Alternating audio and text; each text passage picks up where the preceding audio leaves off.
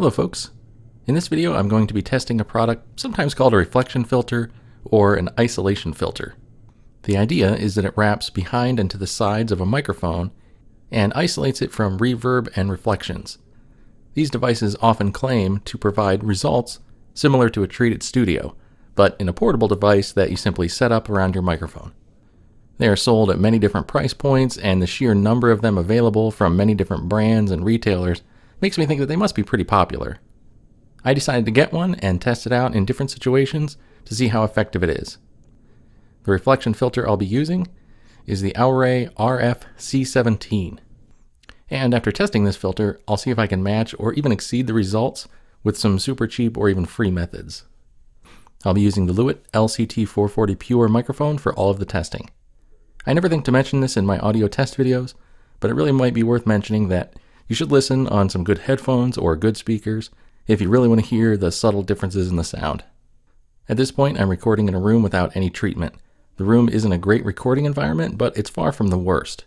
The floor is carpeted, the window has curtains and a cloth shade, and there's some furniture and such that breaks things up as well. But there still is a fair amount of room sound that gets into the recording. I'm about 6 to 8 inches away from the microphone, and this is how it sounds without the isolation filter. So now I'll get that set up and we'll see how much difference it makes.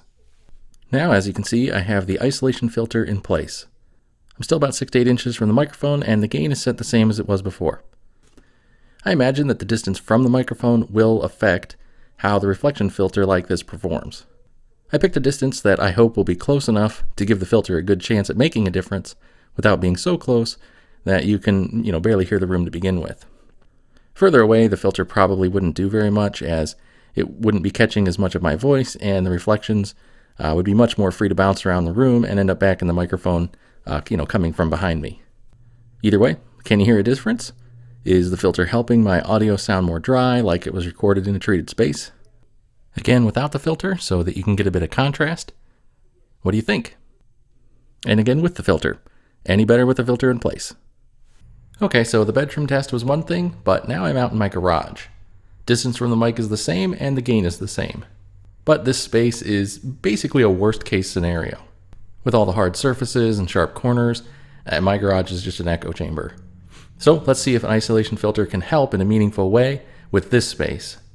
I don't expect it to suddenly transform this into an acoustically dead space, but hopefully any difference will be noticeable in such a poor environment. And how does it sound now, with no changes other than the addition of the isolation filter? In my garage, is the difference more or less noticeable? This isn't the most expensive of these filters available, but it's also far from the cheapest. I seriously doubt any of them are going to perform drastically better than this one does. And back to no filter. Does a difference stand out? And filter back in place, can you hear the difference?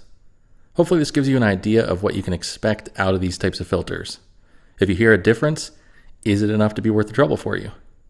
And it's not just price, but the extra effort of setting something like this up, as well as having, something like this in front of you, potentially getting in the way depending on what you're doing.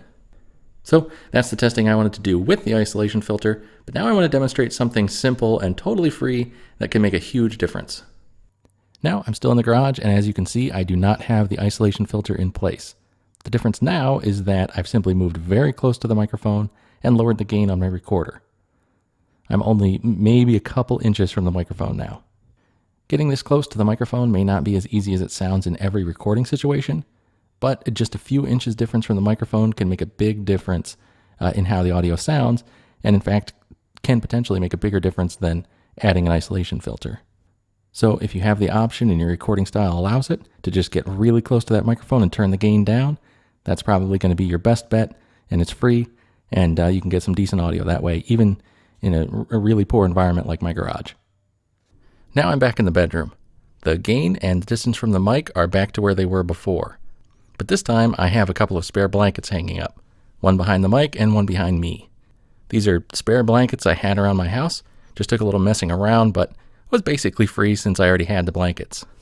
And to be clear, they aren't sound blankets or anything special. One is a spare comforter, and the other is just a super cheap blanket I have for my camping supplies. So it's not as convenient to set up as the sound isolation filter, but it's far less expensive, and to me, it actually sounds more effective.